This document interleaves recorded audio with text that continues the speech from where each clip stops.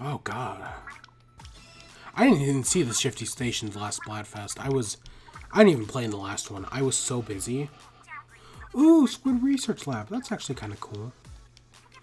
I have not played Splatoon since... What? Witch versus Knight? Yeah. My Yamada-kun and the Seven Witches outfit. Yeah, I don't even think I've shut that off. Maybe I have, actually. So, when choosing teleportation time travel, well, you know, I actually hate time travel stories because I think they're so easy to mess up. I see any time travel story ever written, except for maybe Groundhog's Day, By His Bootstraps. That's about it. Every other one, I mean, there's probably a few others I can't think of, but they almost all screw something up. But I still think time travel is an inherent concept, even though doing it kind of breaks the fundamental laws of the universe and all that jazz, and bad idea. Bad idea overall. Normally I go around a little bit. We do a match to like warm up. Nope, my time is limited tonight. There's a reason I'm not starting until what, 2 a.m. So let's change my equipment real quick from shit I never use, just that looks cool. Actually, I think I did use it last time. Let's get my stupid hat. Or do I? Let's get my stupid speed hat and my stupid speed shoes. Actually, let's go with... That looks fine. Looks fine. I do care about aesthetics. Again, cosmetic DLC is still DLC, no matter what Randy Pitchford says. I don't have that written down, but you know what? Fuck Randy Pitchford, man. He's so full of shit. He is a habitual liar, the Mysterio of the games industry. Hate him so much.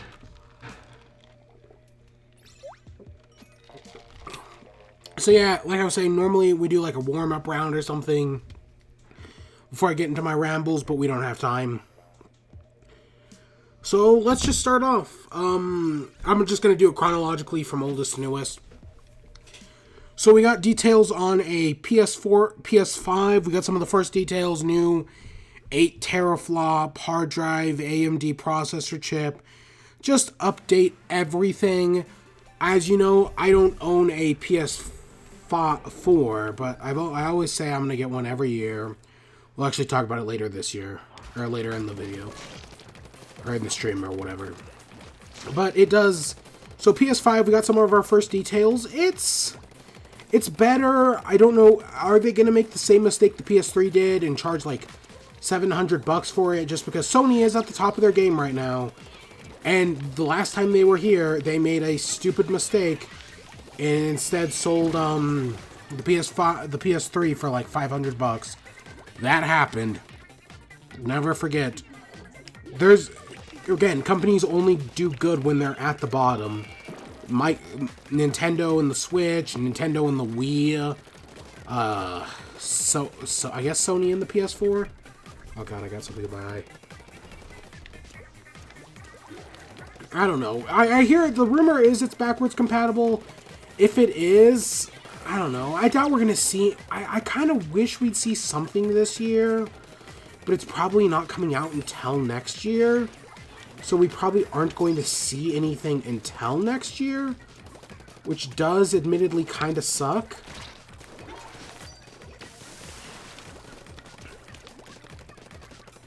But I guess that's just the way the cookie crumbles sometimes.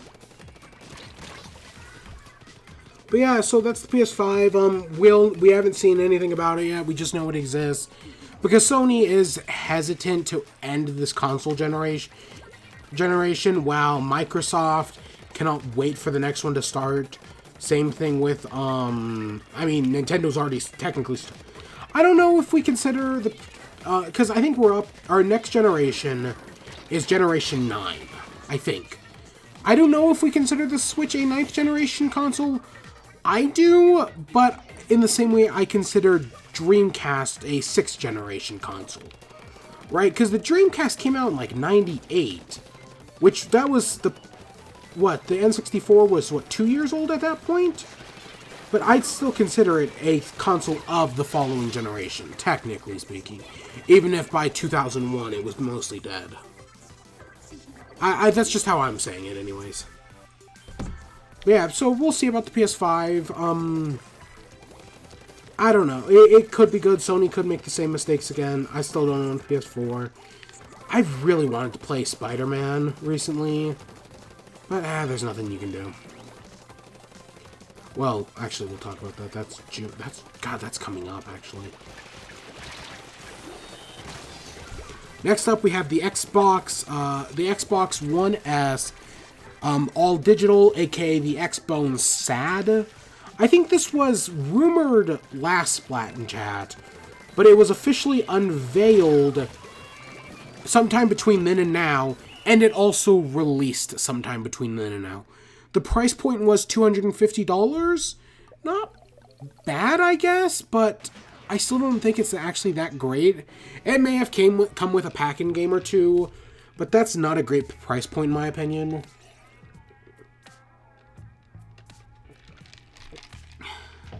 Like, the disc drive on a console takes up a lot of room and space, so my hope is in the next generation, with the Xbone 2 and the PS5, they do make a version that takes advantage of the lack of a disc drive and allows the console to really do an all digital version that's cheaper. Is it the future? Actually, well, I still personally like physical copies of games. The more time goes on, the more I get on board with digital copies, especially as SD cards get larger and larger and you get things like I think now officially the 1 terabyte SD card is available. That happened actually fairly recently. But it's I want to say it's $400.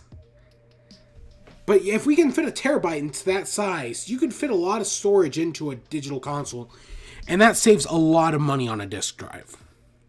Just saying. Just saying. I do think there's a lot of potential to it. But we'll see. So, the week after I did the last Smash and Chat, the Amiibo tournament, I want to say Joker came out, the following Wednesday. Maybe it was 2 Wednesdays after that, but it was fairly shortly after. I have yet to play Joker. I actually did something today, and we'll talk about it a little later, probably near the end, where I bought a game today, and I'm sitting there, after I bought it. It's a game I actually already owned. I technically rebought it. But I was thinking, God, why did I do that? I could have bought Joker. Oh, my gosh. E3. E3, I promise. I promise.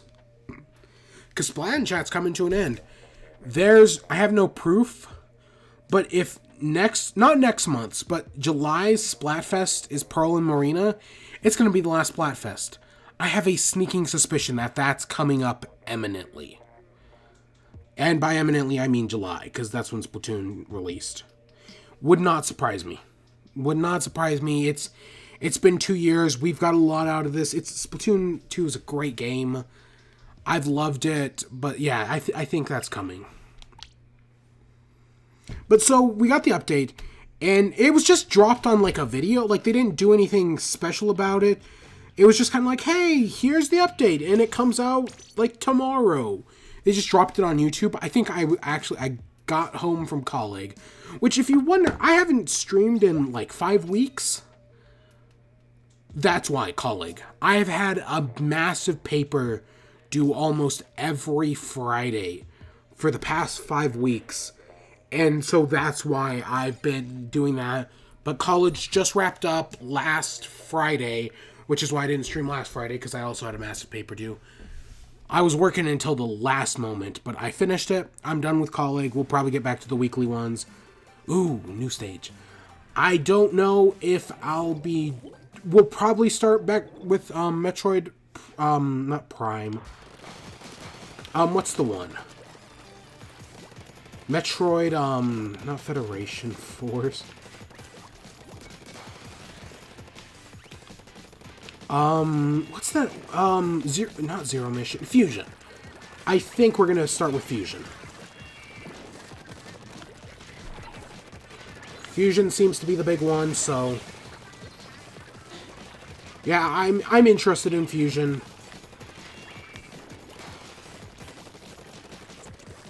I was hoping you were going to be able to, like, angle these things, but it looks like you can't. But yeah, so, okay, so where was I going with that? Joker. So Joker got added. He looks interesting. I've watched a few live streamers play him. Yeah, he's not bad. Not bad. I hear he might not actually be that high tier, which does not surprise me at all. That's usually the way these cookie... Most DLC characters either start off at one extreme or the other.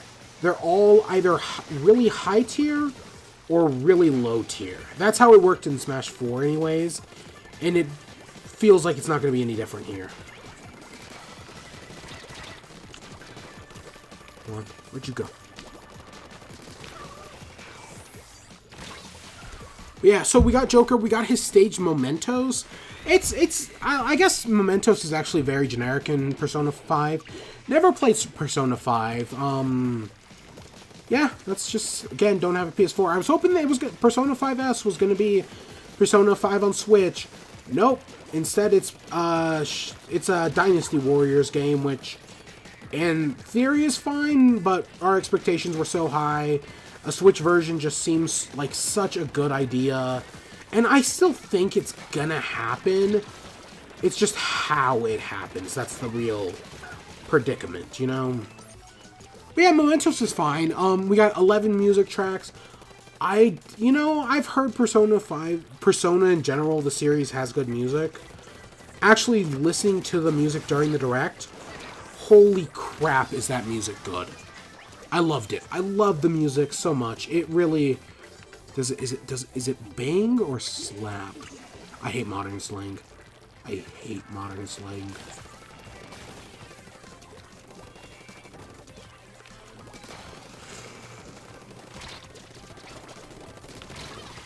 But yeah, so we got that. We got 6 new costumes. Some of them are Persona related. Was Tails and Knuckles 2 of the costumes?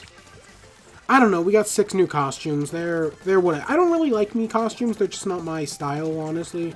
I think they're kind of stupid. And then we got the online app finally came out. It's got all sorts of online stuff. There's a video editor, which is okay, whatever. I guess people can create neat things. The big one is the stage builder, and you can upload stages online. Okay, neat. Neat stage builder. Of course, people were drawing dicks instantly, and Nintendo had no, like, people, like, looking into it to make sure, like, people weren't drawing dicks or whatever. So I have seen some crazy stages already. I've seen some crazy stuff, but I guess that's just how it works.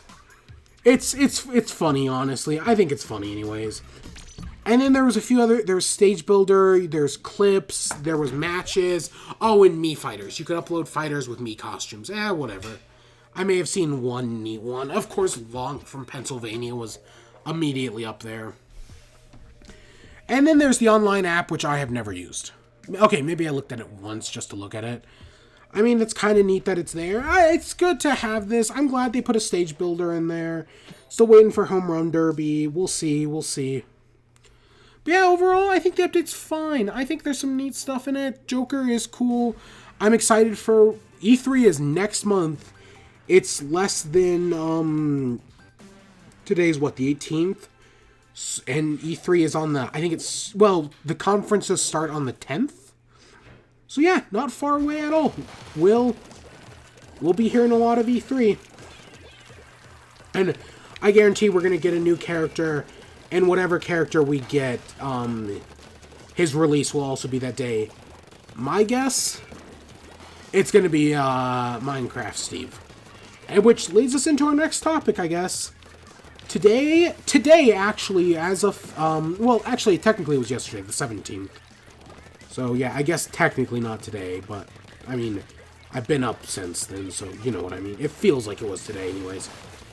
Was the, 10th year anniversary of Minecraft. And you know, I kind of want to reminisce on that for a minute.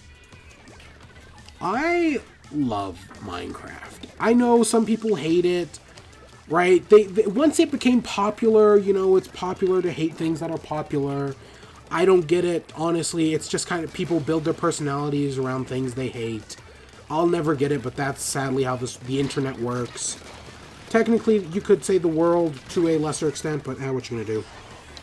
So, Minecraft. It's probably the only... I don't put lots of hours into games. The most time I will ever put into a game is probably 100... Like, not on average, but, like, I usually don't put more than 100 hours into a game. Even RPGs. Like, it's just... I just don't have time, or... I actually do know the psychological reasons why I don't do it. It goes back to my childhood. You know how that goes. But I have no interest in actually getting into that with you guys, so... But Minecraft, I've probably put 1 to probably even 2,000 hours into over the past 10 years. The first update I played was... Technically, I think it was beta 1.5. I don't know, that was probably 2010, maybe 2011. Like, if it was 2011, it wouldn't surprise me. Because shortly after I started playing, like, within the week, 1.6 came out. Like, there was very little time between 1.5 and 1.6. Because 1.6 added, what, trapdoors? And I think 1.5 added cake and squids? I think wolves was a different update. Wolves was prior to that. Pistons came shortly after, then 1.8 leaked, and that was crazy in the time. That's still one of the smartest things. I don't know if we ever actually found out who did that, but whoever did that and leaked beta, I think it was leaked, who leaked beta 1.8 and what became the first snapshot, that was genius, and it really did pave the way for the future of Minecraft and the snapshots and all of that amazing stuff. And I've been playing ever since. Did I fall out? Did I have a fallout with the game? Because what happened was in probably November of maybe 16, my account got hacked and I lost my Minecraft account. So I didn't have the game anymore. And I went without playing Minecraft from then until probably it came out on Switch. No, I probably did play it a little bit within there. Oh, no, I definitely did, because I did the Snapshot series. But for the most part, I didn't play Minecraft for a long time. Especially not on my account. And you know how I know I did play? Because I did have another account. I used my brother's account for a little bit. I did SSS, maybe. I don't remember what SSS was. That was probably 1.8. Not beta, but post-release 1.8 and 1.9. Currently, we're in 1.14, which I still play it on Switch. I've put over 250 hours into it on Switch. Yeah, no, it's great. But I was like, so it's on sale everywhere. And I saw it on sale on PC, and I was like, you know what? Even though I don't know how often I'll use it, I should probably own the Java edition. So I made a new account and got the Java edition.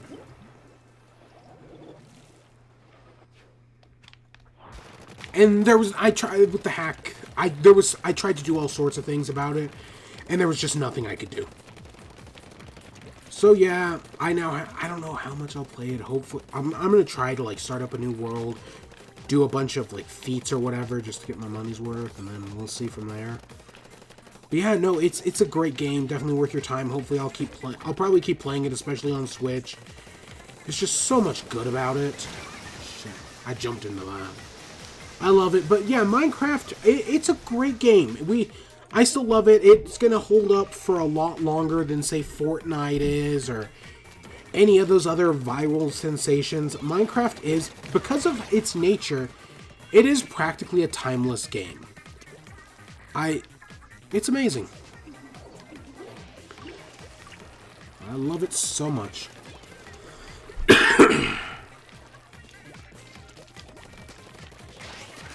Oh, God, of course. There's always a hamster ball.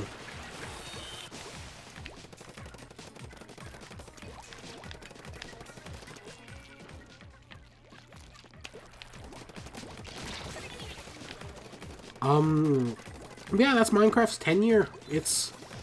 I'll probably be around for the next 10, hopefully. I hope, I hope they don't ruin it. I know they keep updating, and you can always go, if you have, especially on Java Edition, you can always go back to previous versions. I don't know if you can on the console versions, but I know on Java, you have access to everything from InfDev to the newest release, Beta 1.14.1. And while not every change has been great, like they did, 1.9 was the combat update. Personally, I didn't mind the combat update. I know a lot of people hated like shields and the removing of blocking and how hits work now. I thought it was fine. There are some changes I hate. The Wither, for example. The Wither is one of the hardest bosses in Minecraft. And at some point they had the bright idea to make it so when you get the Wither to half health, it spawns a bunch of skeletons? Why? The boss was already hard enough. I thought the Ender Dragon was easy and boring. The post update just made it annoying. What's another thing? I hate how zombie pigmen don't drop cooked pork chops, just rotten flesh. They're zombie pigmen. They should drop pig meat. They can also drop rotten flesh, but they should drop pig meat. Come on, they're pigmen. Why? That's stupid. That's always annoyed me. That's like my biggest pet peeve, if you could say. Village and pillage stuff is cool. I like the conduit. That was in 1.13, I think. That's a neat thing. It makes water temples a joke, but I kind of like that. I always hated those things.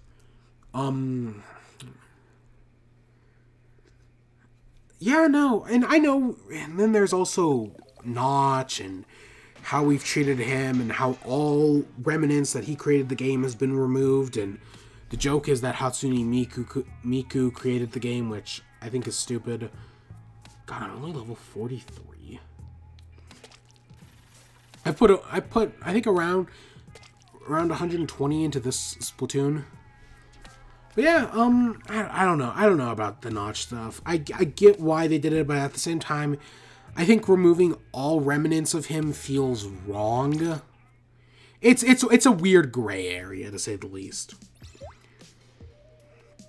Yeah, it's still a great game. Still a great... God, I want to play. I built this year I was building a big and proper house. And, I'm very bad with houses. That's why I mostly build, underground. But I built a big house that I actually kind of like.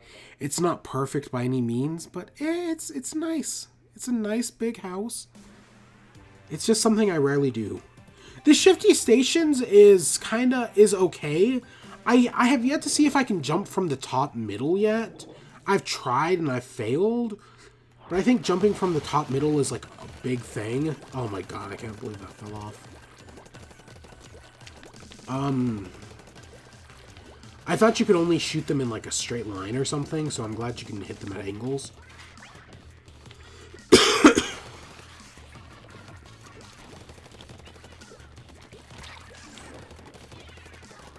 But yeah, so I guess... Let's see. Oh, we got a trailer for the Sonical Hedgeman movie. It looks terrible. Okay, so everyone's going to complain about the design of Sonic, and yeah, they're right. It's a terrible design. But, in some shots, it looks fine, actually. Right? That opening shot of just his face, it looks fine, but then you see the teeth and everything. Terrible. So, my thing is... It's going to be a bad movie regardless. I mean, legitimately, how many good things have Sonic been attached to? Let me think. There's 6 good Sonic games. 1, 2, 3 in Knuckles, CD, Colors, and Mania. I personally do not care for Generations. And I think the latter half of Generations is terrible. But, so let's say 7. There's been Sonic Sat AM... and the Sonic Boom TV show, and that's probably it? Yeah, that seems about right. That seems to be all the good things Sonic's been attached to. Not many. There was no hope for this movie. There was no way in any universe this movie was ever going to be good. But look at Detective Pikachu. Detective Pikachu is a movie. I did see it. And you know what? It's flawed, it's cliche, it's predictable. But you know, the CGI is good. I've seen a lot of people give the CGI shit. It's good. Like, I saw someone call it a Disney Channel movie. I think it was Nick Scarpino, actually. No, it's really good CGI. I'm also getting over a cold. I think the CGI is good. The actors all do a great job. Ryan Reynolds is great. Justice Smith does a great job. What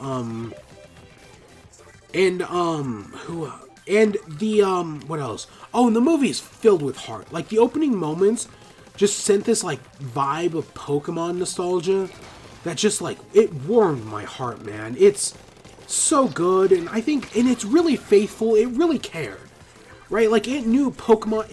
They bought Pokemon. They know Pokemon's $1 billion franchise, so they just made Pokemon. And that's the problem with video game movies in general, but especially Sonic the Hedgehog. They buy this franchise off of the support of fans, but then they change it completely because it wasn't doing a good based on the millions of fans who like it? If it was worth money to buy it, don't go changing everything. People liked it for this reason. Stop trying to change it. This is a problem with every video game movie. There are maybe a few exceptions. Rampage was okay. And like I said, Detective Pikachu is great, but we need to stop changing video games, man. People love these source materials, and you paid money for them for a reason. Stop being embarrassed by them. I know books technically have the same problem, but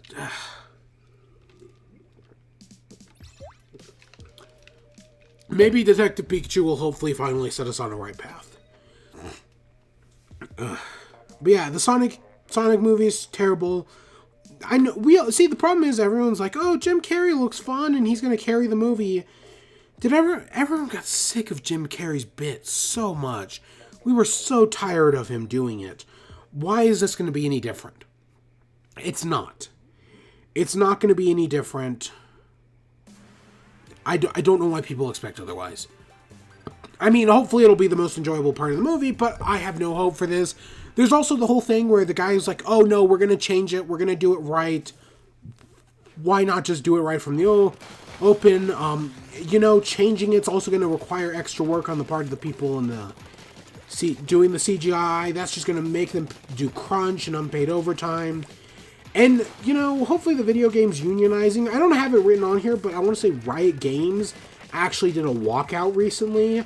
Good for them. The video game industry needs to unionize.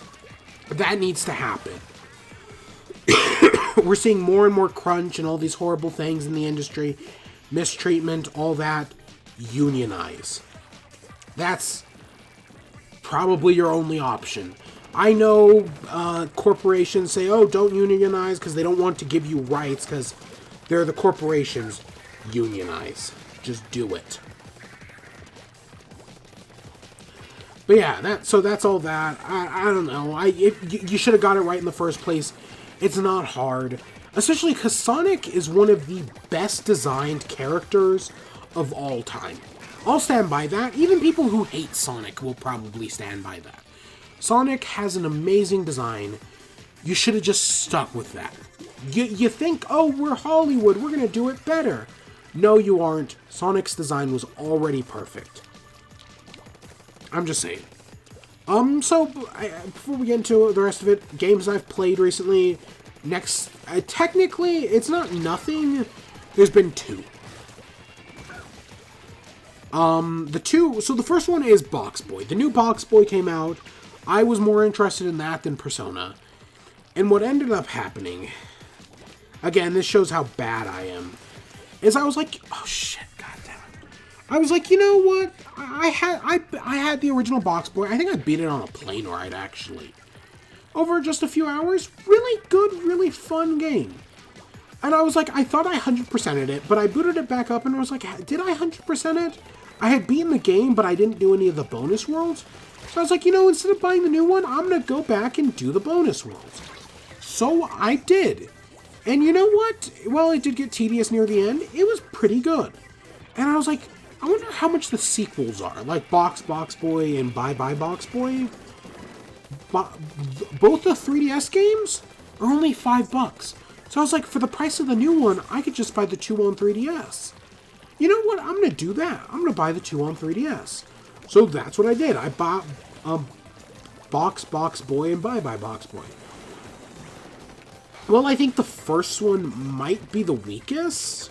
At the end of it, the last bonus level experiments with the idea of letting you do 2 boxes at once. And I'm disappointed because I've played now all 4 games. Because now that once I beat Bye Bye Box Boy, I was like, you know what? I might as well buy the new one as well. I did. This was like a few weeks ago. And yeah, it was also fairly solid. I beat it. I've beat all 3. I 100%ed all 4 games within the past like month. Over the span of like a month, mind you. And I think the second one's probably the weakest, honestly. I think it had the idea of having 2 blocks is interesting. I never felt like it really went above and beyond. And I am disappointed, though, however, no future game brought that back. The idea of having 2 sets of boxes. I mean, you could argue the newest one, Box Boy and Box Girl, did, because you have 2 players, but that's a little different. Let's be real here. But yeah, Box Boy was okay. Right? It was still a good game. Bye Bye Box Boy, however, I think is pretty... It might be the best one. It's either the best one or the newest one is. It's complicated for me. There's a lot of things... Because Bye Bye Box Boy did this interesting thing where it added, like, new types of blocks. There's a rocket block. There's a bomb block. There's a teleportation block. There's a snake block. Really interesting ideas that I really enjoyed. The problem is the game never takes advantage of it. They're used for 1 world each, so 1 set of 8 levels, and then for a set of 4 levels at the end of the game. And that's it. There's a set of escort missions at so the game is divided into like 4 worlds with, I want to say 4 like planets with 4 worlds on each planet. Each planet has like 6 to 8 levels. Each planet has an escort mission, a standard mission, an escort mission, something else, maybe another standard mission, and then like a special power-up mission to end it off.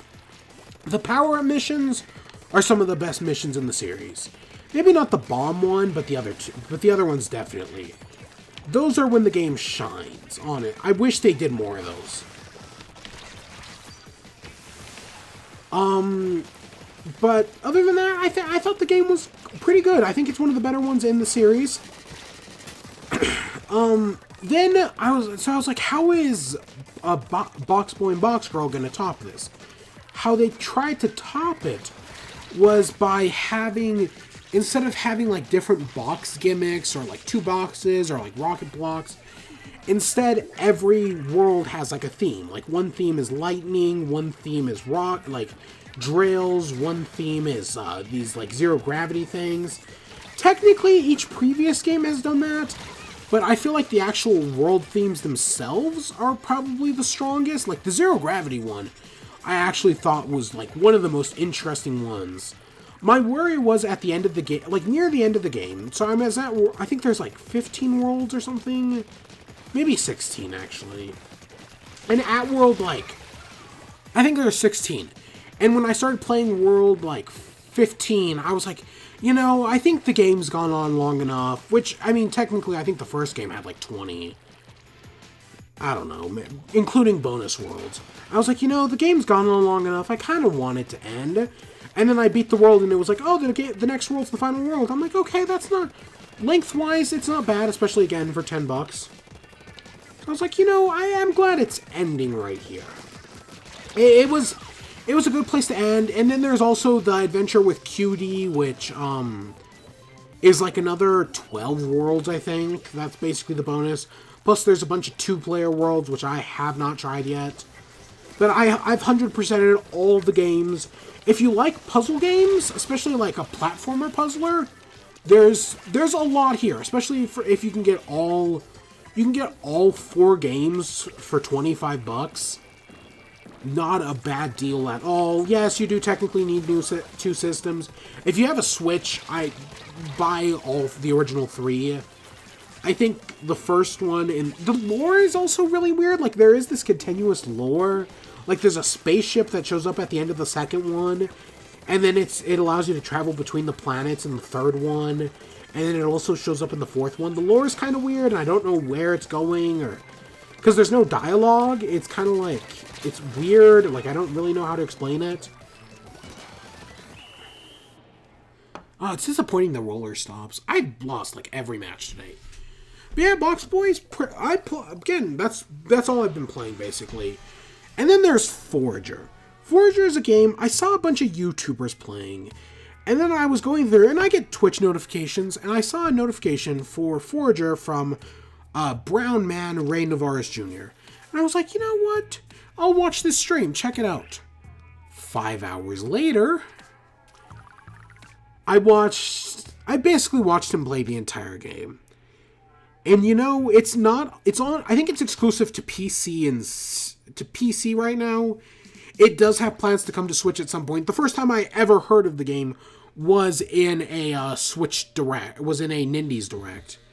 So I am excited for it to come to Switch.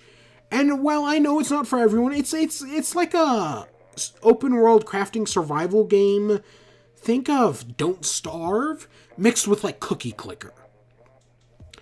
And if that sounds appealing to you, yeah, no, it's definitely worth your time. I think the price point, I think it's $20. That's a little steep in my opinion for a combination between Cookie Clicker and like Don't Starve. 15, I think 15, yeah, 15 probably would have been better. But they have a roadmap for the coming year. They're adding more content and biomes and whatnot. Plus, I follow the developer on Twitter, and he seems really nice. There's this entire part at the end of the game where he has, like, the story of Forager and how his career started and how he started making the game, because it was originally a Game Jam game.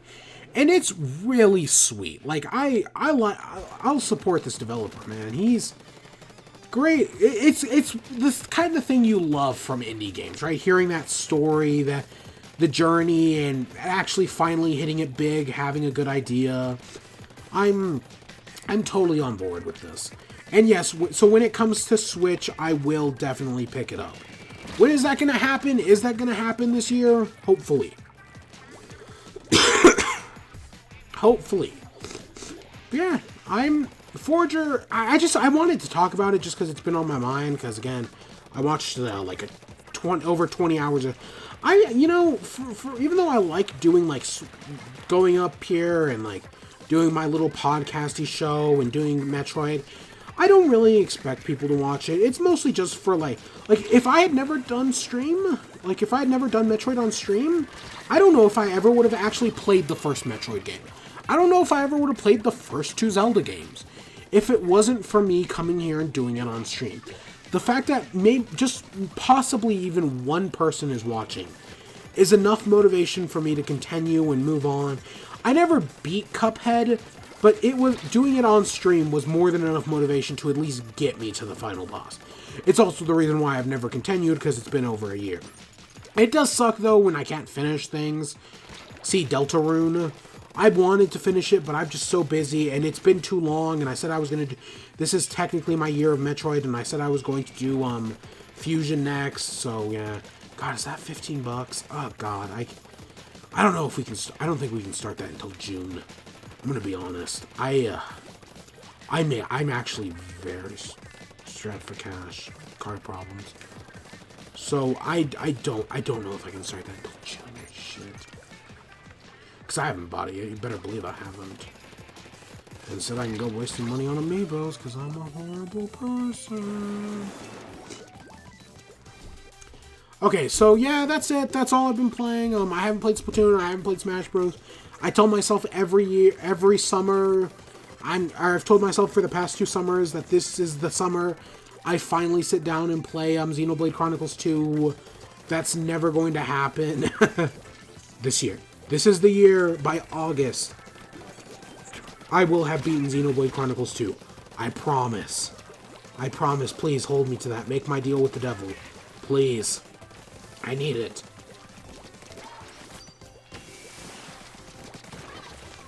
Because I do, man. I want to beat that game. Especially now that I own Torna. I own Torna and I haven't even beaten the original. God, I'm horrible. I'm horrible and I'm the worst.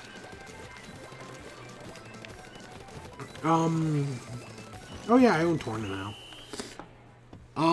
Yeah, I think that's everything. Next up we had a state of play on May 9th, 2019. Yeah, let's talk about that for a minute. My throat is like I said, I've been sick. My throat is killing me. And I just ran out of water, so let me go get some more water. I'll be right back. Oh god. Hey, we hit Defender. I'm also trying to go faster today. I don't know if you like the faster format or not. I guess there was a I mean, we're getting close to E3, so news both ramps up and slows down simultaneously. But I am also trying to go really fast today. I mean, we'd probably be, if I was going at my normal speed, we'd be over an hour in at this point. But I'll be right back.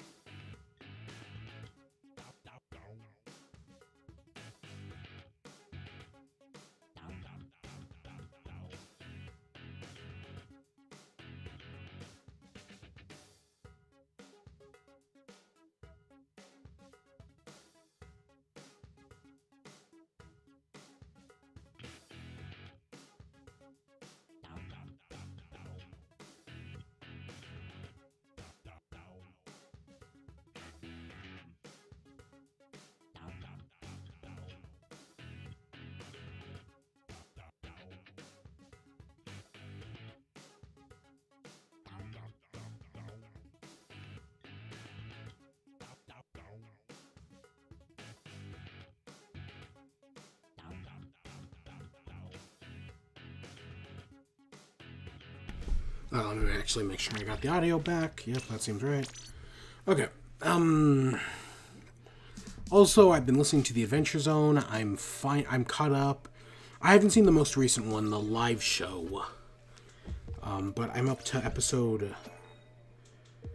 what is it? I don't know, there's this weird thing where I use Google Podcasts, and there's this weird thing where it won't go away. I finished Amnesty episode... I don't know, 27. Amnesty 27. Well, I've been very hit and miss on Amnesty. Some of Amnesty's really good. Some of it I care a little less for. Like, I think the characters are what makes it good, and everything else is just kind of whatever. The most recent episode was a character-heavy episode, especially with 2 plot points that have been building up, and they're very aware that, hey, this could all blow up in our faces. Probably the best episode in Amnesty so far. It was, oh my gosh, the tension, the stress, it was all so good. I don't know if it's perfect, mind you. I think I could probably nitpick if I wanted to, because, I mean, but of course I can do the same thing with balance. I am very anti Season 1 of Balance. I've said that before. Or not Season 1, I mean the first arc in Balance, there be Gerblins. I don't really care for that. Same thing with the train one, Rockport Limited. It's okay, but it's kind of whatever. But yeah, no, pretty good. Pretty good. We're back to my list. So, okay, back to the news. There was a state of play, like I was saying, on May. Started off with Monster Hunter World Iceborne. That comes out in, what, June? I've never played a Monster Hunter game. I do not want to get into a Monster Hunter game. I despise the idea of fighting a single boss for an hour. That's my problem with games like Fire Emblem and Wargroove, where you do work for over an hour just to make one stupid shitty move and then have to redo the entire level because, like, one person you like died. Looking at you, Fire Emblem. Yeah, no, just not my style. It's not my style of game, yet I still play them, but Monster Hunter is like that to the nth level. I'm not gonna do it. Nope, no interest. Even though I have a friend who swears by them. Riverbound? I don't remember what this was. Riverbound, was this anything good? I don't know, it was a thing that happened. I clearly do not remember, so maybe either here or there. Predator? Okay, so the idea of an asymmetrical game in the vein of, like, the one I think of first is Evolve. Evolve, I think, was a good idea. The problem is, when you played it long enough, it just became boring and repetitive. So, of course, that's my problem. Asymmetrical games, I love. I think the idea of an asymmetrical game is a genius thing, and Nintendo does them great. The Wii U had some amazing asymmetrical games. Only like 5 of them, but those 5 were so good. Party games is what I'm talking about. Well, okay, the idea of them was good. I'm thinking of Mario Party 10. Was it Mario? Yeah, Mario Party 10. But yeah,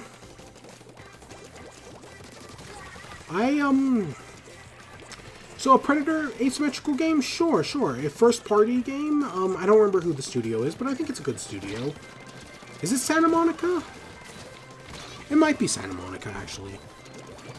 But yeah, they didn't really show us anything. We just know it's a shooter. We'll see. It might be good. It might be bad.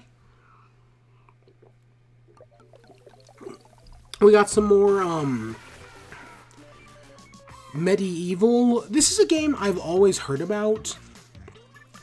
But, like, I know nothing about other than it was a PS1 game, you know, like Crash or Spyro.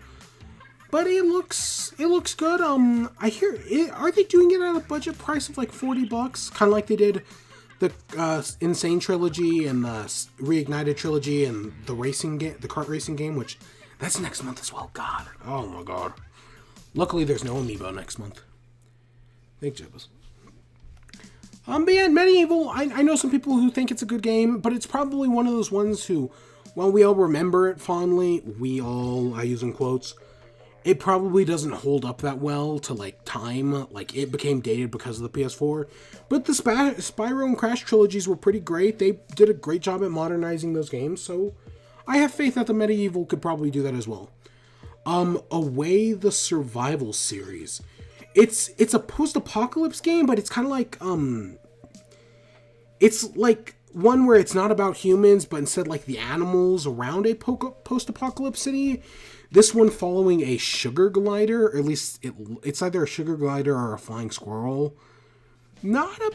Okay, you have me interesting. I hate the name. Away the Survival series. Or I think the game's called Away, and then the subtitle is the Survival series. Hate the name, and it looks like it'll be an episodic thing, but it doesn't look terrible. It's just, I don't know. They talked a little about Days of Play, still happening around E3. I've always said Days of Play is a good idea. And we got the PS4. It's a steel PS4, and it's got the 4 Sony logos on it. Like I've said every year for the past 2 years, I want a PS4. I always say around Days of Play that I'm going to do it. I loved the gold one. The blue one was kind of whatever. The silver one is also kind of whatever. It's better than the blue one, but it's not as good as the gold one. This is the year. The year I get a PS4? Not this year. I want it. I do, but it's probably not going to happen. You know? I'll say I want it, and it won't happen. It is inevitable. I want it, though, man. I want to play Spider-Man so bad. It seems so fun. Spider-Man, the Uncharted series, other game. I honestly forgot this map was in the rotation. This is like the second time we've seen it.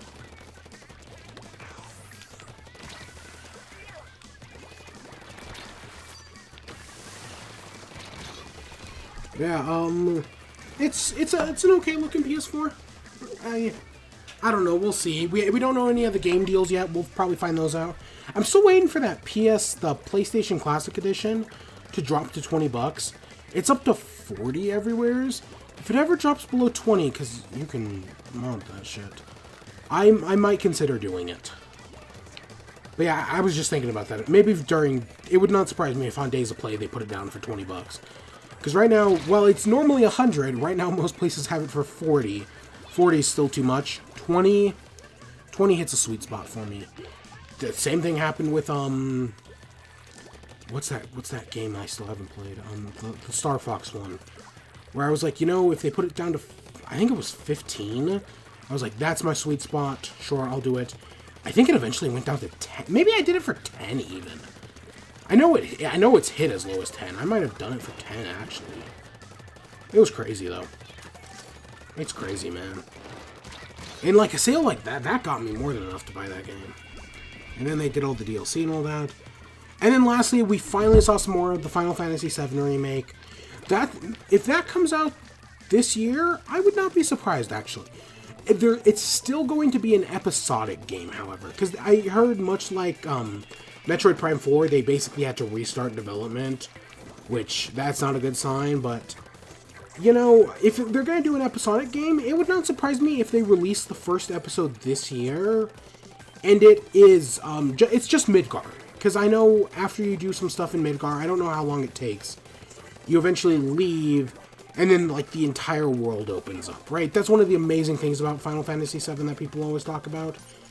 So it would not surprise me at all if they do, like, episode 1, and it's just kind of like that opening sequence. Again, I think we'll probably... Because while Sony's not attending E3, I guarantee you there's going to be a state of play around E3. Because that's just the right time to do it. Honestly. So we'll see about that. But yeah, it was surprising to see actual footage. It's interesting to see Aerith. Aerith? Is that how you pronounce it?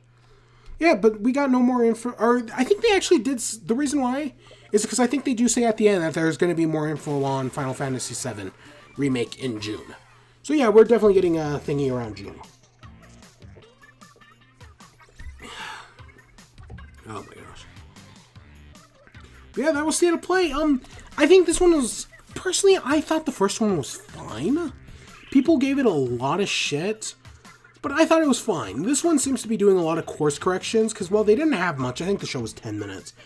They did try to end with a bang of the Final Fantasy VII Remake, which we haven't seen in years. Because, again, it was in development hell. Might still technically be. You know what we're going to see this year? We're going to see Rare's games. I wish, if we had more time tonight, I'd give my E3 predictions. We may still do that. We'll see.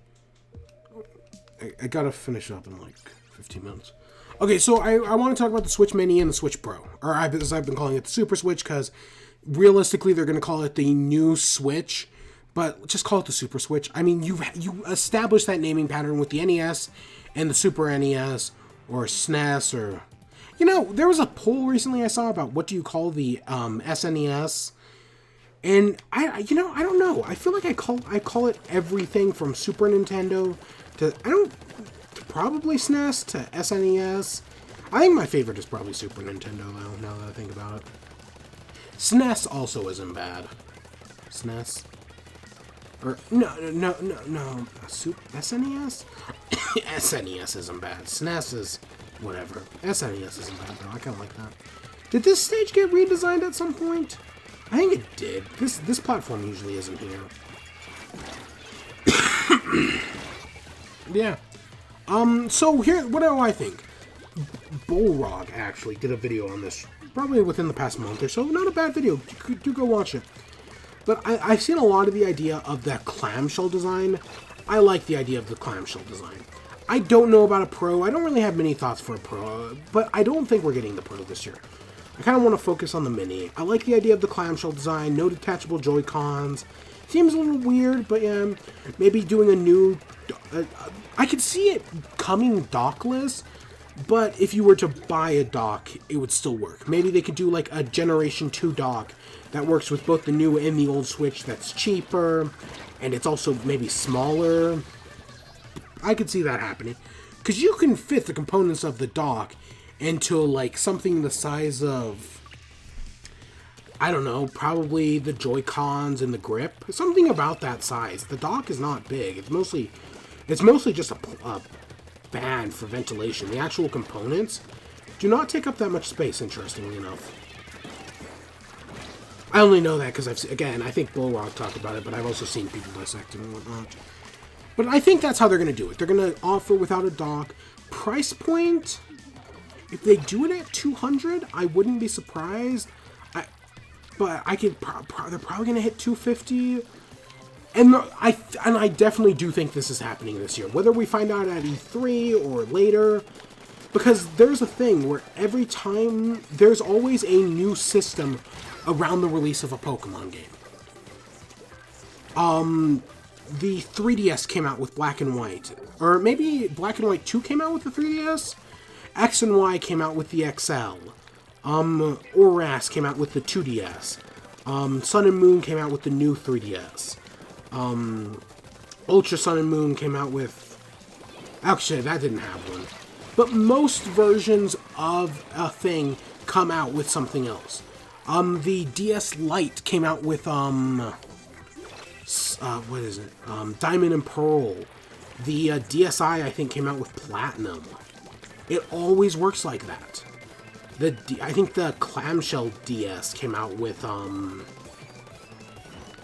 probably Emerald? Did the Clamshell come out with Emerald? Maybe. I want to say the Game Boy Advance came out with Crystal. Like, that was the same year. That's just kind of how Pokemon always releases with some variant of a new system. That's just... Because, again, the 2DS with ORAS, that's just a clever... The 2DS might have been X and Y. I don't know. I think the XL was X and Y. I think the 2DS was ORAS. And the 2DS was a genius idea, and that's what I think the Switch Mini is going to be. It's going to take up that 2DS market of a cheap, affordable Switch for people who want the new Pokemon, especially after all these things. I think it's a great idea. I think it's coming this year, like I said. That's my conspiracy theory. I know somebody could probably prove me right or wrong, and I know it's not perfect. Again, I think Ultra Sun and Moon screws it up unless you count Pokemon on the Switch, unless you count the release of the Switch, but I count that for Let's Go. I don't know. What you gonna do? I don't think we're getting a Pro this year. It's far too soon for a Pro. I know, okay, yes, we're starting the 9th generation. Well, we kind of might be in it. But hey, the Switch can kind of compete power-wise with the Xbone and the PS4, not the Pro or the One X. But the 6th generation is just going to completely outclock it. But it's a portable system. It doesn't have to compete with those new consoles. You know what I'm saying? Which I don't think, even though it'd be interesting to see those new consoles this year, and it does feel like there's so few games coming out this year, at least, well, I mean, Xbox hasn't had games coming out in years. I mean, Xbox gets maybe 2 exclusives a year, and Sony's slowed down a lot recently. They have The Last of Us and a few other smaller things. I do think, I think we're coming up to, the next console generation is going to be starting soon. Yeah, no, so I think a Switch Pro is inevitable, but it's not going to be this year. It wouldn't even surprise me if it's not next year. Maybe in 2 years, though, yeah, upgrade the hardware, whether it be like a jump from DS to DSi, or like 3DS to new 3DS, names still hate. I don't know, I could see either option, they're both likely. It's probably going to lean closer to like a hardware jump.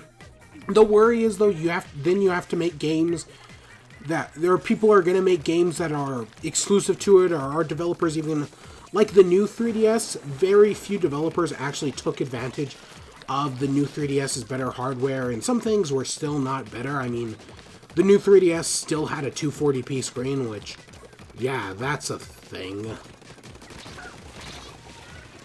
But hopefully, I know a lot of people want a 1080p on a Switch Pro, which I do think if they do a Pro eventually, again, maybe next year, maybe in 2 years, I think it might be good. Price point, if they can keep it maybe $350, maybe if they can just jump it up for $50, or if at some point we get a price cut for the Switch next year, and then like late into the year, we get the Pro, that wouldn't surprise me either. I don't know, I can see both of them as an option. But the Switch Mini, I think, is inevitable. I think that's a great idea, especially to take advantage of the Pokemon crowd, give something indestructible for kids, because Nintendo is good at making indestructible consoles. I mean, the original Game Boy still holds up, man. That thing challenges a Nokia in its invincibility. Which, oh my gosh, Tetris 99, which I am going to play this week, is doing a tournament where if you get 100 points, you get a Game Boy Advance skin for the game. That's really neat. I want that. I don't know how much I'll use it, and technically you have to lose 100 matches to do it, which that's a lot of matches, but you know what? I'm going to try my damnedest. I am going to try my damnedest. Can't use a Pro Controller, though. The Pro Controller sucks. Also, new Joy-Cons. Well, I can see them making, like, better Joy-Cons, maybe with a D-pad or whatnot, but I think every Joy-Con, like, Joy-Cons are still going to be universal. It also wouldn't surprise me if they made, like, a cheaper Joy-Con as well, that didn't have the camera, that didn't have the HD Rumble, maybe. I know that creates problems for some games, but they'll figure it out for the Switch Mini. Maybe cut it down to, like, I doubt they'll be able to cut it down to 40, but maybe 50. I think for 2 controllers, that'd be a lot more approachable for people. I don't know, that's just an idea. That's just an idea. So, we got 2 things left. I'll give a few things. Because I'm probably not going to talk again until E3. Do another show like this, so we might as well talk about that. But Mario Maker Direct. This happened Wednesday, maybe Thursday, actually. it was Wednesday. I went to the dentist. Mario Maker looks great. There are so many things. Like, the whole night theme thing, I would have never seen that coming. But I love the night themes. Oh my gosh. If I had a disappointment, I do kind of agree with everyone that, hey, it sucks that the Super Mario 3D Land stuff doesn't work in the other styles. But I get why they did it, and it does leave possibility, because there is a slot open for a new style, which we will talk about in a minute. The on-off blocks. Now, I don't know much about this. I didn't get as much time in Mario Maker as I would have liked. I want to put a lot more into 2, especially because I'm in like a I'm kind of like in a renaissance on platformers right now, personally. Between games like Shovel Knight, which is on sale right now, go pick it up if you never have. It's one of the best games ever made. And Celeste, another amazing games. I hope I can really get into Mario Maker this time. I really want to. But there's so many new options. It's a bona fide sequel. It's not like it's a lot like the first game, but it's just they've added so much. The on-off switch. The one I recommend is there's two of them. One of them is Sieve.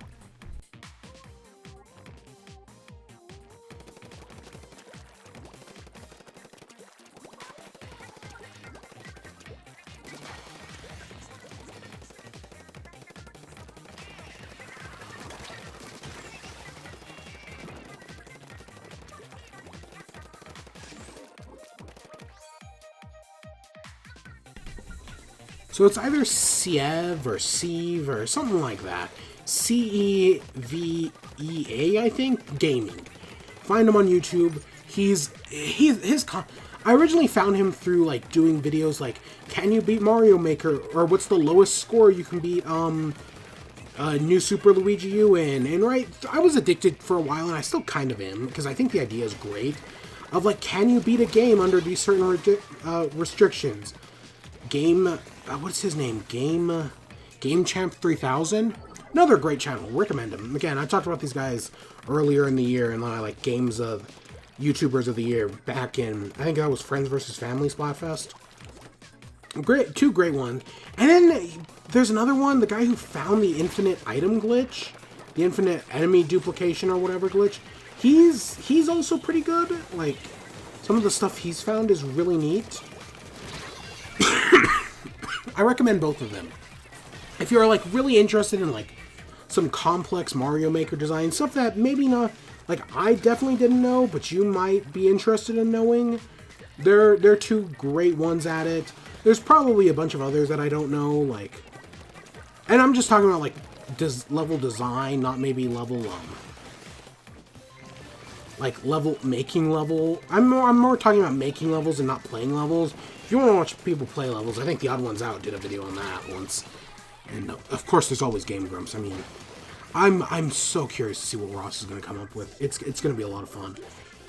But yeah, the Mario Maker 2, it looks great. There's tons of things. I'm so glad they have the Angry Sun back in. There's that scroll stop. Not something anybody asked for. Knew we even wanted. But it's such a quality of life thing. I'm so glad Nintendo put it in there.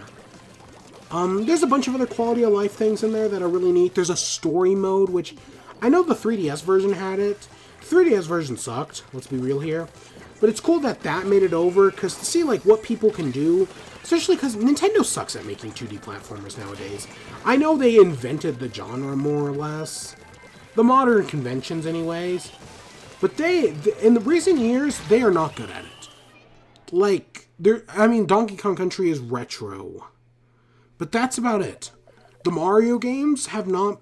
none of the new Super Mario Brothers games they're not bad by any means. But when you look at what things like Rayman Origins, Donkey Kong Country, Shovel Knight, and Celeste are doing, they're just trash by comparison.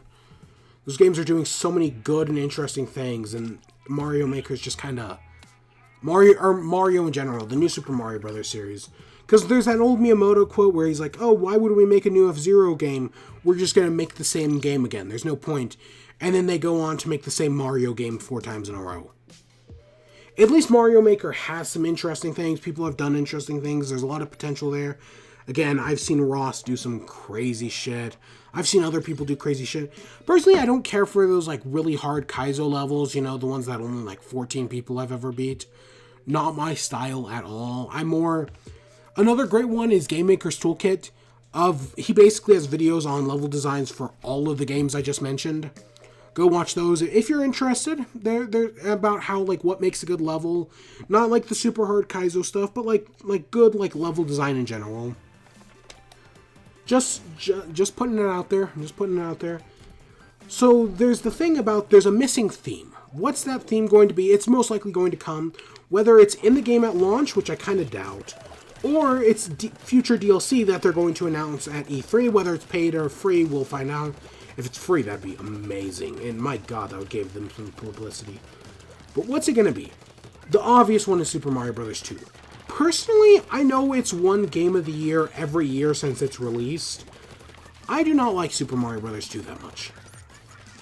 It's just... No, I don't really care for it. I mean, I don't really care that much for the original Mario Brothers either, but... You know, it holds a special place in our heart and all that jazz.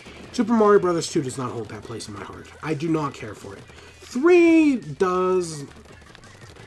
But yeah, I think it might be 2. I think 2 has either the best chance or the second best chance, and we'll talk about that. If I had to bookie everything, I'd probably put it at the top. The next idea was 64 and Odyssey. I'm putting these two together because I think they're the least likely. Or at least 64 is the least likely, and right above it is Odyssey. These are games that live off of the 3D space and explore 3D space. Oh, same thing with Sunshine. I put it Sunshine at the bottom, 64, and then Odyssey. Just because Sunshine's not... We don't really talk about Sunshine that much nowadays. I think Odyssey... Because you could totally make it out of, like, possessing enemies. You could totally do a gimmick around that. But I don't think it's that likely. I like these games, but they're all about 3D exploration. I don't think they'd work that well. Well, while you could get everything up and running in a 2D environment, that kind of loses the point of the game. The reason 3D World works in a 2D environment is because it's basically a 2D game just given a third dimension. Remember that, we'll come back to that. But I don't think those three would work in a... Well, they would, but just not as much. The next idea, the next lowest one, I'd argue, is Paper Mario. I love this idea. I love the idea of a Paper Mario theme. I've seen some people experiment with what it might look like. I think it's great. I don't think it's going to happen. There's not enough source material, which I know hasn't stopped them before. I mean, I think that claw item they added, which I think is cool, it's kind of like a vine, like in Donkey Kong Country. There's very little to no source material for that. Maybe Super Mario Land 2, which we'll talk about in a second. But really, that's almost nothing. Why not just make... Right? Why, I don't think Paper Mario, just because it's not an original theme, that's why I put it so low. Next up, Super Mario Land 1 and 2. Let's mix them into one. This is the one I actually did want. I loved the original Super Mario Land. Does not hold up at all. It's probably a terrible game, actually. Not like terrible, just not good. But, you know, I have nostalgia for it, so I would love to see it, you know, turtles explode, all that. Probably the more likely one is the sequel, which the sequel's ending game is a claw game, so there is kind of weight for it there. But that's more of, not really an extra theme, because that would mostly play like the original. That's why I think Super Mario Bros. 2 is so high, is because it's in this extra theme category, and Super Mario Bros. 2 started off as a different game, so of course it plays differently. It makes sense. I get why it'd be there.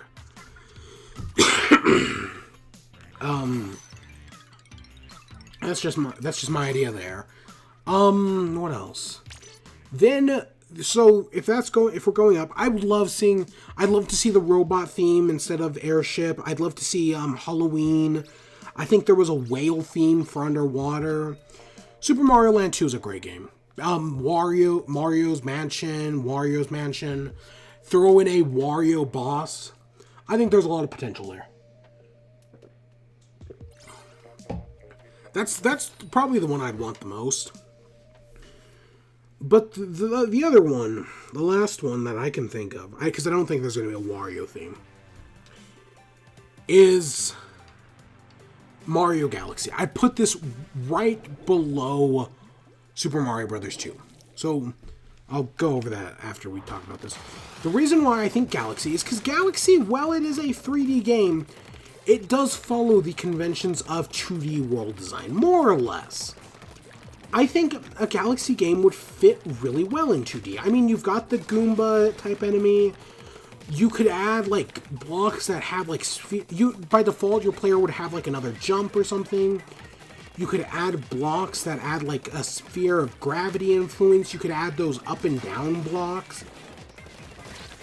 You could add, what else was there? There's blocks, there's those blocks that, like, turn gravity up and down. You could add water blocks and have, like, water that floats through the air.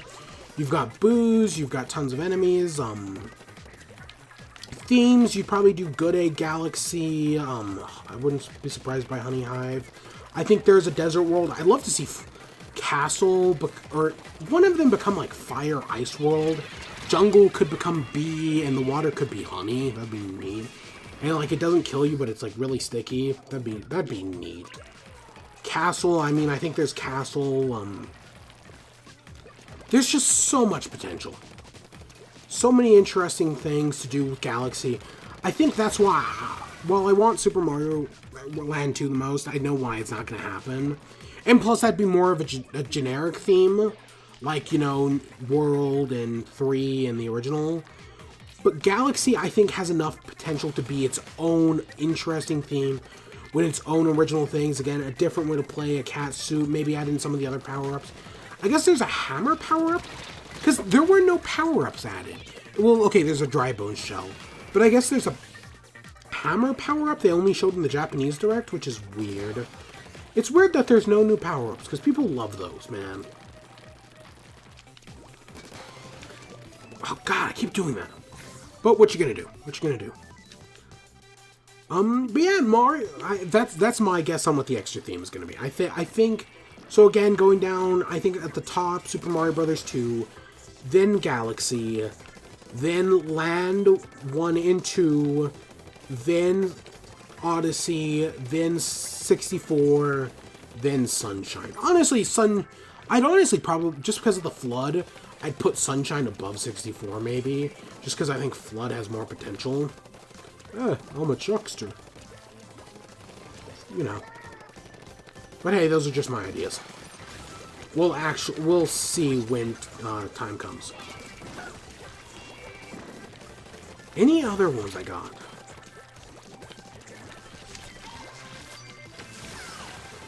You know what else I'd like to see? I don't know. I think it looks great. I'm super excited for it. It's a little over, I think it's like a month and 10 days, something like that. End of June. Super excited. Anything else? Yeah, I think that's it. That's everything I got on my list.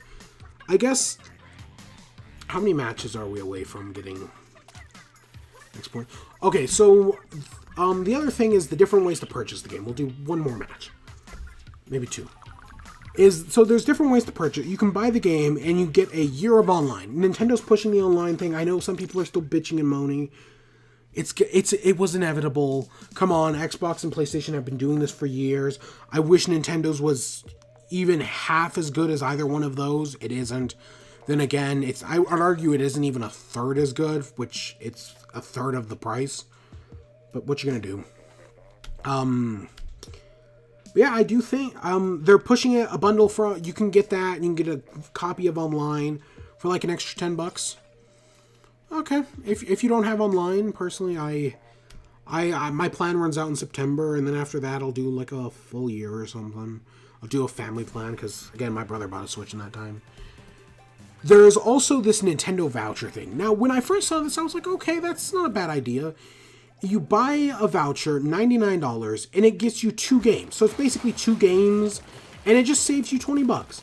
That's not a bad idea. I know people are very split on whether or not that's a good deal. Especially because sometimes we have games that do, like, I think you can get, actually, like, any game on Amazon, and you get, like, a $10 Amazon gift card with it, or there's something like that. I don't entirely know the details. You used to just get $10 off if you had Prime. Nowadays, Prime, I think it gets you, like, a $10 gift card, which, I mean, it's not, you could argue whether or not that's good. I've also seen games go on sale all the time, like, usually prior to release. I don't know, there are some games, like, if you're buying it and get, like, 1-2 Switch or something stupid like that, definitely not worth it, but if you're getting, like, Smash Bros. Or Pokemon almost never, I almost said Pokemon never goes on sale. Correction, Pokemon's usually the only, unless the game flops, Pokemon is the only one to go on sale. If they flop hard. I mean, look at Codename Steam, or Sushi Strikers is part of the deal. Do not buy Sushi Strikers with that pass. You can get Sushi Strikers for, like, $15 on Newegg. Stupid cheap. I'll buy it one day for that price, probably maybe next year. Just to have it in my collection. Same reason I bought Codename Steam for like $3. just to have it in my collection. Just the way the cookie crumbles. What else? What else?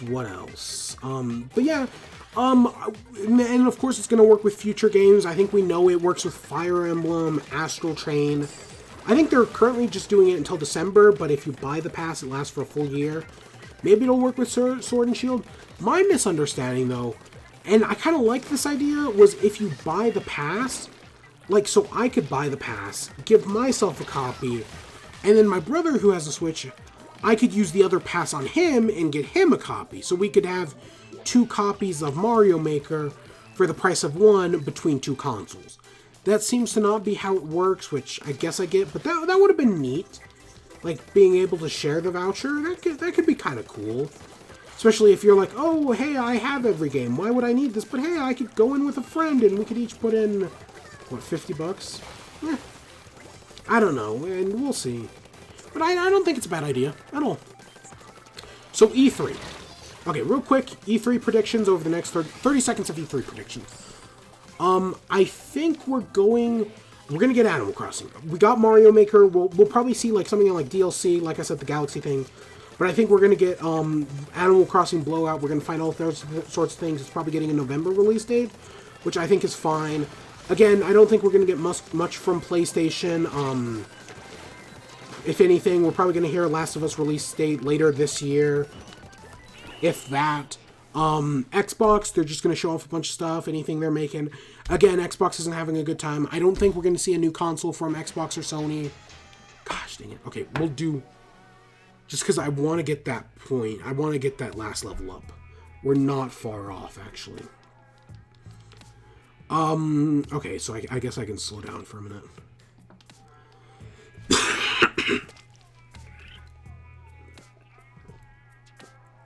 If we, okay, I'll just keep talking. We're gonna go to the lobby.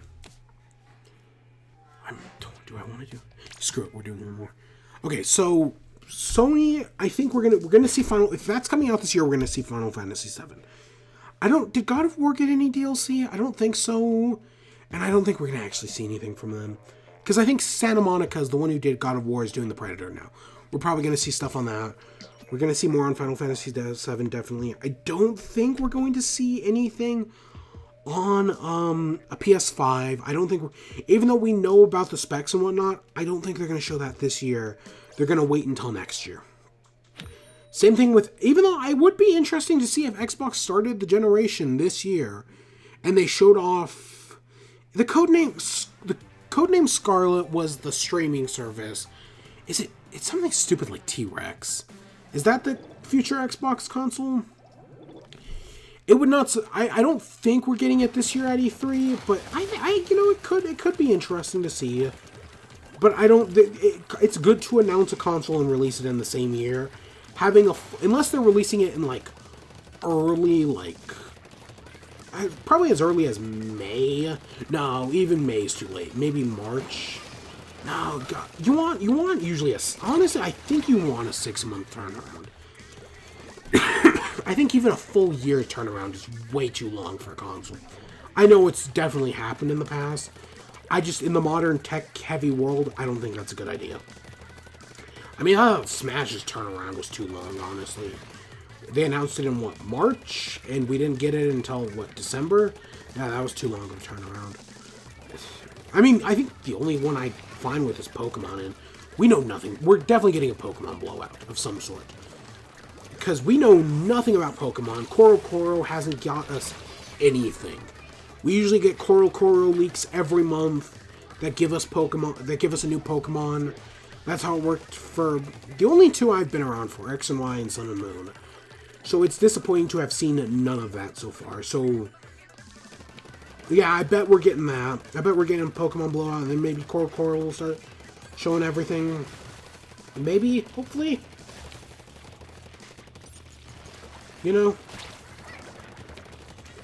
But we're definitely getting Pokemon. Where was I going? Xbox. I don't know. Xbox has games they can show. I know they do. I just don't know what those games are. Xbox has almost no exclusives. I don't even know if they have an exclusive coming out this year. I hope they do. Oh, there was also Minecraft World, which I didn't even talk about. we know no, as far as I'm concerned, we know nothing. I mean, we saw a fancy little trailer. It could mean something. It could mean nothing.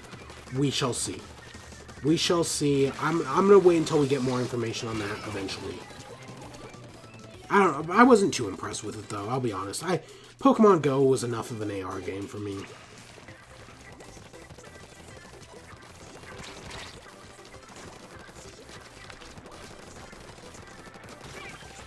Yeah, I got enough AR game from Pokemon. What else? What else? We got from Ubisoft. I don't know what to expect. We're not getting a new Assassin's Creed. Didn't they announce a new Splinter Cell or something recently? Or there like one of the actors who plays in that posted something about it, like, and it's kind of like, oh no, is this right? What does this mean? So we might get a new Splinter Cell this year. I don't know anything about that. There was a new something, or Tom Clancy something or other. That probably means not Division. Division came out and nobody gives a shit. I don't know what Ubisoft is going to show. We lost this match as well. Shit. Square Enix is having a show. I don't know what that means. That means nothing. Devolver Digital is having a new one. And it's probably going to be something amazing. I hope, the first one was so good. The second one somehow managed to live up to that. I hope the third one can as well. Devolver Digital just did such a good job with their press conferences. Perfect satirization of the industry. Just amazing. And one final one, Nina Struthers and all that, I think they can pull it off. When does My Friend Pedro come out? Is that soon? God, that game looks good. What else? What else? Squeenix is probably going to have another very disappointing show where they just show off stuff from other shows. Is Squeenix falling apart? It feels like Squeenix is falling apart. Because I feel like they canceled a bunch of stuff recently. They lost one of their big developers. Like, one of the named guys. Oh god, that Castlevania collection came out recently. Just put Symphony of the Night on Switch. And Rondo, you made the collection. Just put it on Switch. It's not that hard, Sony. And if Symphony and Rondo were on Switch, I'd say the collection was fine. It's got 8 Castlevanias. Yeah, it's a fine collection. But without Rondo and whatnot, and the fact that those games can't be gotten anywhere other than PlayStation, just makes it such an utter disappointment. Fuck Konami, man. Fuck Konami. But you knew that already.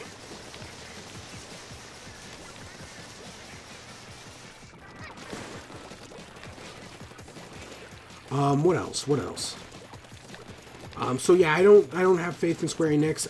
Does Activision do a show? I don't think they show off their other stuff in other shows. Do they show off Call of Duty for the first time at E3, or do they do that on somebody else's show? Are we getting a Call of Duty this year? We are, right? Because Activision has to. They're, like, legally required to, right? Probably Ghost 2? I don't know who's making it. Actually, couldn't it actually be Ghost 2? Or wasn't there, like, a weird Modern Warfare 4 rumor, or something stupid like that? I don't know, man. Call of Duty sucks. What else? What else? I talked about Xbox. I kind of talked about everybody. Oh, is EA? I think EA's not doing a conference this year either. I don't think they are. Bethesda's doing a conference. I don't think we're getting anything. I don't think Starfield's coming out until next year. I think Starfield is going to be one of the first, like, next generation games. You know what I'm saying? Like, it's going to come out for the PS5 and the Xbone 2. Or whatever we call it. Whatever the Xbone 2 is called. Just a prediction, but I think it's very possible. I don't think we're getting... I know we're going to see Doom. We actually got some information on Doom today. I think some concept art. Excited for Doom 2, man. Doom... is it Doom Eternal? The original Doom was good. That was back in 2016. There's that Youngblood DLC for Wolfenstein 2, which... was that any good on the Switch? I don't actually know. I don't know what else Bethesda. They probably got something. Rage 2 just came out. I don't actually know if it's good or not. But that just happened. It didn't seem like anything that special, honestly, but I don't know, it just happened. And I mean, comparing it to like other post-apocalyptic games like Fallout or God, what was that trash that just came out recently? I don't know. Yeah, and then lastly, Nintendo, again, I think that we're going to get an Animal Crossing blowout. They've definitely got some big surprise. The second half, the first half of this year for Nintendo was not that great. I mean, it was okay. Yoshi was good, from what I hear. But the second half is going to be a lot better. Animal Crossing is going to be amazing. Hopefully that doesn't get delayed. Luigi's Mansion looks great. I don't know when we're getting that. Probably not until October, even though I like it sooner. I also want Animal Crossing is probably also not going to be until November or December, which is disappointing. I want that, like, now. I've been sick, and every time I get sick, I get a hankering for Animal Crossing. But I'm scared to open my new Leaf Town, man. I don't even remember what I was like back then. That was so long ago. That was, what, 2013, 2014? But we're getting Animal Crossing. We're going to see more of Link's Awakening. We're definitely getting the new Smash Bros. Character. I am predicting Steve. Minecraft's 10 years old this year. Microsoft and them are getting along. I think it's going to be Steve. It's the only thing that makes sense. So let's see. What do we got art-wise?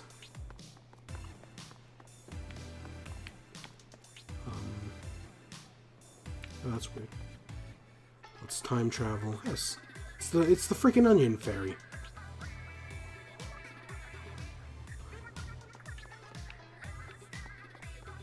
Hero Brian. Oh my god. But I do think Steve is going to be a next Smash Bros. Character. And you know, I kind of want it out of spite at this point. People complain about Steve so much that I want it now. I'm so annoyed.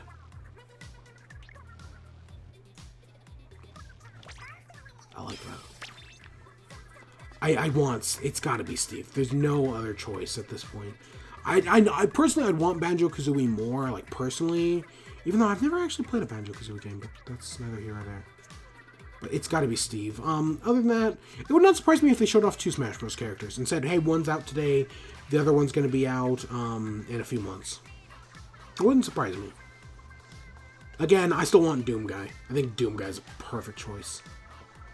But that's just my guess. Other than that, I hope Nintendo's got some sort of surprise. We're going to see Retro's game. Retro's game has to happen eventually. Hopefully sooner rather than... If Retro doesn't announce a game this year, then assume whatever game Retro was working on prior to Metroid Prime 4 was cancelled. There is no other way. That has to be it. Because why else? The only reason they start a new project is if they finish their old one. Or unless their old project was such a shit show that it killed Retro, and now they're working on this new one with a brand new team. And I mean, Retro was already kind of killed once after 3 finished development. But hey, they still made the Donkey Kong Country games, which are amazing. I've talked about this in a previous Splat and chat where I went into this for like half an hour. But yeah, I'm excited for E3. It's right around the corner. Oh, there's also a Mario Maker tournament, a Splatoon tournament, and a Smash Bros. Tournament.